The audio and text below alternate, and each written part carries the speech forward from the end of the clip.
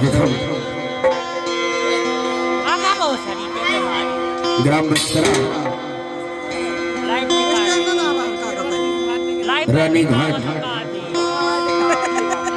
जसुखदेव मेला की पावन माटी, पावन भूहा, पावन धरती, संगे संगे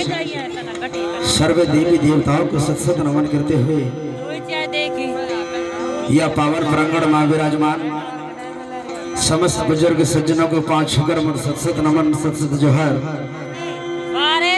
शक्ति स्वरूपा माताएं बहनों, इनके भी श्री चरणों को कोटि कोटि नमन सदर जोहर। बाजू में बैठे एवं खड़े मोर युवा नौजवान साथी गले मिलकर सदर जोहर नमस्कार।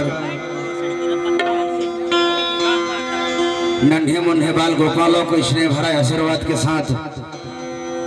छत्तीसगढ़ी सांस्कृतिक लोक कला मंच माटी मोर महतारी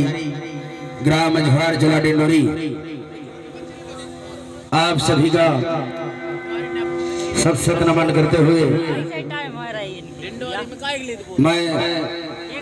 आप सबका सेवक, आप सबका दास, आप सबका भाई कृष्णा कवराई सह गायिका राधा परवार संगे संगे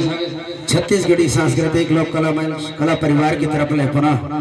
आप सबके श्री चरणों का कोटि कोटि नमन करते हुए कार्यक्रम ला आगे बढ़ाता हूँ। संगे संगे परम आदरणीय